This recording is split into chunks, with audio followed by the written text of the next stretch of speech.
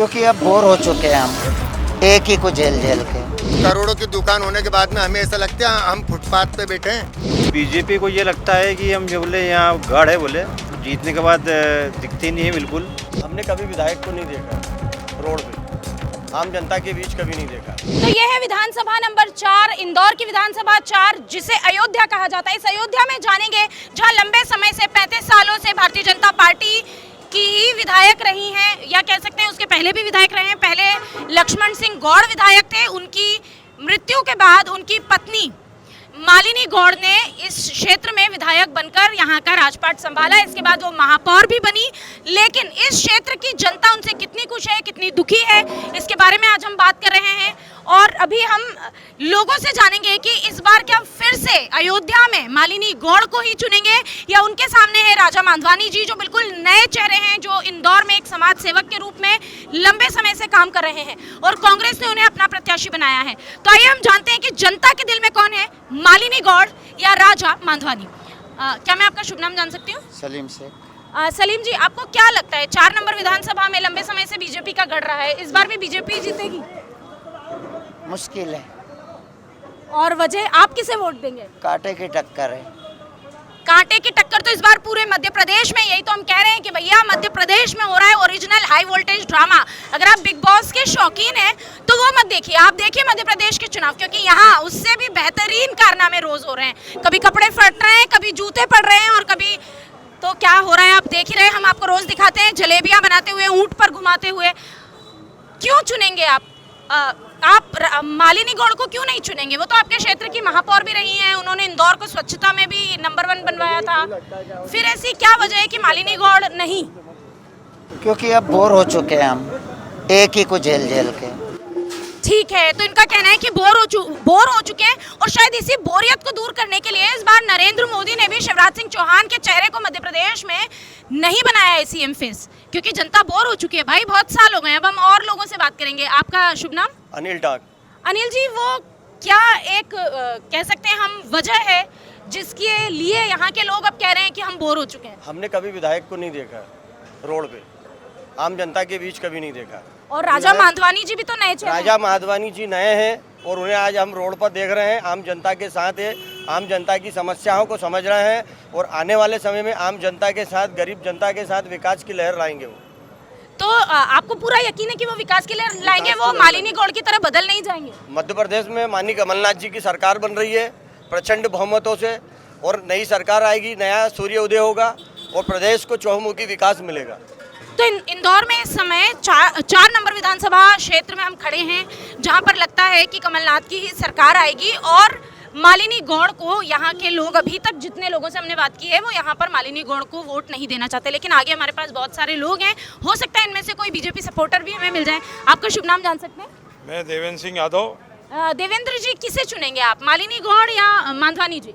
पिछले 30 वर्षों से लगभग भारतीय जनता पार्टी को यहाँ के लोग जिताते आए हैं। प्रत्याशी घूमता नहीं है, मिलता नहीं है, जीत जाता है, उसके बाद कोई अते पते नहीं रहते हैं।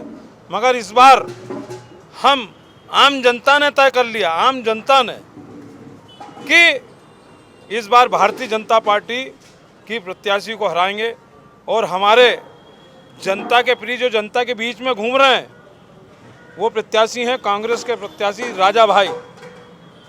उनको यहाँ की जनता पसंद कर रही है, वो गली गली जनसंपर्क कर रहे हैं, मिल रहे हैं। अभी हमारी मालिनी भाभी जो भारतीय जनता पार्टी की प्रत्याशी हैं, उनके कहीं अते पते तक नहीं है। इसलिए आम जनता ने तय कर लिया है कि राजा मांधवानी जी को जो है आम जनता वोट देगी और जिताएगी उनको। आपका शुभ नाम? मेरा महेंद्र सिंह यादव। मेरा महेंद्र जी, क्या लगता है आपको, भारतीय जनता पार्टी या फिर कांग्रेस? कांग्रेस। और वजह, मतलब अब आप शिवराज सिंह चौहान से बोर हो गए इसलिए राजा जी को वोट देना चाहते हैं, या आप इसलिए वोट देना चाहते हैं क्योंकि मालिनी गौड़ से बोर हो गए? दोनों। आप दोनों से बोर हो गए? जी, दोनों से हो गए। और वजह क्या है? क्योंकि बीजेपी का तो दावा है कि भाई हमने बीमारू राज्य से उसे प्रगतिशील राज्य बनाया है, तो क्या फर्क पड़ता है कि 4 साल है या 5 साल? बीजेपी को ये लगता है कि हम जो बोले यहाँ गढ़ है बोले, जीतने के बाद दिखती नहीं है बिल्कुल। और उनको ऐसा लगता है कि हमको जनता बिल्कुल बोले जाए नहीं जाए वोट हमको ही मिलेंगे बोले हमको। और भी मुद्दे हैं, महंगाई है, बेरोजगारी है, ये चीज़ें बहुत डिफिकल्ट करेगी इस बार चुनाव में। हम आपको बता दें कल हम भोपाल में मौजूद थे। भोपाल में भी एक ऐसी सीट थी जहां की महापौर प्रत्याशी के सामने सज्जन सिंह परमार का हमने जब इंटरव्यू लिया था, उसके बाद जब हम जनता के बीच में पहुंचे थे तो जनता का ये कहना था कि भैया मैडम के पास तो समय ही नहीं है, मैडम हमसे मिलती नहीं है। और यही समस्या हम इंदौर के 4 नंबर विधानसभा में जब खड़े हैं तो यहाँ के लोगों का भी यही कहना है कि भैया मैडम तो मिलती ही नहीं है। आपका शुभ नाम क्या है? मेरा नाम राजकुमार शर्मा। राजकुमार जी, आप हमारी जनता को बताएंगे कि आप किसे वोट देने वाले हैं? हम तो राजा माधवानी जी को वोट देने वाले हैं। इसलिए वोट देने वाले हैं क्योंकि वो इस विधानसभा में एक विज़न लेके आए हैं कि विधानसभा में हर वर्ग के लिए, हर वार्ड में वो एक जो मूलभूत सुविधा रहती है जो हर व्यक्ति की, उन सुविधाओं को वो यहाँ पर विधानसभा के अंदर देंगे। और क्या विगत कई वर्षों पहले, 5 साल 6 साल पहले भारतीय जनता पार्टी ने जो हमारे ये बियाबानी क्षेत्रों को जो स्मार्ट सिटी के नाम पर जो तोड़ा और जो तहस नहस करा, वो जनता वो दर्द नहीं भूल सकती। हमारे लाखों रुपए के, करोड़ों रुपए के मकान जो हमारे निजी मालिकियत के मकान थे, उनको बिगर मुआवजा दिए यहाँ पर तोड़ दिया गया। और क्या कहा गया कि स्मार्ट सिटी में मुआवजे का प्रावधान नहीं है, हम TDR देंगे, हम FAR देंगे। आज 7 से 8 साल हो गए, आज पूरी विधानसभा में, पूरे इंदौर शहर में मुख्यमंत्री शिवराज सिंह चौहान ने और महापौर मालिनी गौड़ जी ने, मनीष सिंह जी उस समय यहाँ पर थे, इन्होंने कई बार प्रकाशित किया हम TDR देंगे, हम FAR देंगे। आज तक किसी को TDR ना मिला ना FAR मिला। लोगों को डरा के, धमका के, मार के लोगों के मकान तोड़ दिए। तो वो दर्द कोई भी व्यक्ति आज तक नहीं भूला। उस समय काल के अंदर इस विधानसभा के अंदर मैं समझता हूँ कम से कम 10 से 15 मौतें हुई थी लगातार। उन मौतों को कैसे भूल सकते हो, वो दर्द हमने सहे हैं। तो निश्चित रूप से एक सरल, एक सहज, एक समाज सेवी व्यक्ति जब विधानसभा में आया है और कुछ काम करना चाहता है, उनकी कार्यशैली को भी हम जानते हैं। जब सिंधी समाज 5 साल तक निर्विरोध अपने समाज के अंदर किसी को अध्यक्ष बनाकर रख सकता है, तो निश्चित रूप से उस व्यक्ति के अंदर कुछ तो काबिलियत होगी जो निर्विरोध अध्यक्ष रह रहा हो 5 साल से। आज मध्य प्रदेश की सबसे बड़ी सिंधी समाज की पंचायत है इनकी जेकब आबाद, उसके वो निर्विरोध अध्यक्ष है ये राजा माधवानी जी।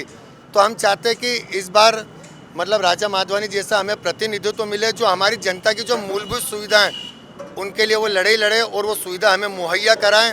और रोजगार व्यापार जो हमारा आज पूरा बहुत ठप हो चुका है, आज नगर निगम की इतनी परेशानी, आप विधानसभा 4 के अंदर घूमिए, जितने भी व्यापारिक क्षेत्र हैं इंदौर के सब विधानसभा 4 में आते हैं। सराफा, कपड़ा बाजार, मारोटिया, राजबाड़ा, आज नगर निगम की इतनी दादागिरी है, इतनी कि आज करोड़ों की दुकान है, मेरी स्वयं की भी है सराफा में मिठाई की दुकान। करोड़ों की दुकान होने के बाद में हमें ऐसा लगता है हम फुटपाथ पे बैठे हैं। नगर निगम की गुंडागर्दी, इतना डर कि नगर निगम के छोटे से छोटे कर्मचारी से हमें डर के रहना पड़ता है। तो हम निश्चित रूप से राजा माधवानी जी को जिताएंगे, जिससे हमारी समस्या हल होए और मध्य प्रदेश में कांग्रेस की सरकार लाने के लिए हम पूरा प्रयास करेंगे। और हम सुन भी रहे, कांग्रेस की सरकार आ रही है कमलनाथ जी के नेतृत्व में, क्योंकि कमलनाथ जी का 15 महीने का जो कार्यकाल देखा, आज पूरा मध्य प्रदेश के आप ग्रामीण क्षेत्र में जाइए, शहरी क्षेत्र में, हर व्यक्ति ये चाहता है कि हर व्यक्ति ने ये सोच बना रखी है एक बार कमलनाथ जी को अवसर देना चाहिए, क्योंकि उन्होंने सरकार बनाई थी, उस सरकार को इन्होंने कैप्चर कर लिया, खरीद के लाखों करोड़ों रुपए देखे। तो जनता मन बनाकर बैठी है कि कमलनाथ जी को एक बार अवसर मिलेगा। तो हम विधानसभा नंबर 4 में हैं, जहां पर हमने एक ऐसी बात सुनी है वोट देने के लिए और वोट नहीं देने के लिए। अब जब हम बात करते हैं इंदौर की, तो मैं आपको ये ज़रूर बताना चाहूँगी कि इंदौर एक ऐसा शहर है जो बहुत ही सकरा हुआ करता था। एक ऐसा शहर जहाँ पर सड़कों की जगह नहीं थी, जहाँ सड़कें नहीं थी, जहाँ सकरे सकरे बाजार हुआ करते थे। इंदौर को स्मार्ट सिटी बनाने के लिए कई लोगों की, कई घरों की, कई बाजारों की बलि दी गई है। आज का जो इंदौर है और कल का जो इंदौर था, उसको हम देखकर आज हम ये कहते हैं कि आज का इंदौर कितना खूबसूरत है, लेकिन उस खूबसूरत इंदौर के पीछे न जाने कितने आंखों के आंसू है, न जाने कितने हजारों करोड़ों लोगों के नुकसान हैं, जिनके घर, माफ कीजिए, हजारों लोगों के वो नुकसान है, उनके घर में करोड़ों के नुकसान हुए हैं। अभी हमने एक व्यापारी से बात की, उन्होंने नगर निगम का भी जिक्र किया। हम आपको बता दें कि लगातार इंदौर स्वच्छता में 5 बार अव्वल रह चुका है और इसी के चलते यहाँ बार बार नगर निगम पर आरोप लगता है कि यहाँ के जो नगर निगम है वो गुंडागिर्दी पर उतर आई है। और यही आरोप एक व्यक्ति ने यहाँ अभी इस वक्त लगाया है, यहाँ के एक नागरिक ने लगाया है और इसी से परेशान होकर आखिरकार अब जनता इस बार बदलाव चाहती है, जैसा कि जनता ने खुद हमें बताया। बहरहाल बदलाव होगा या नहीं होगा इसका खुलासा तो 3 दिसंबर को ही होगा, लेकिन उसके पहले कि इस विधानसभा क्षेत्र में क्या चल रहा है, कौन नेता क्या कह रहा है, उसके बयान के पीछे की हकीकत क्या है, ये जानना है तो देखते रहिए वीके न्यूज़। वीके न्यूज़, राष्ट्र के नाम।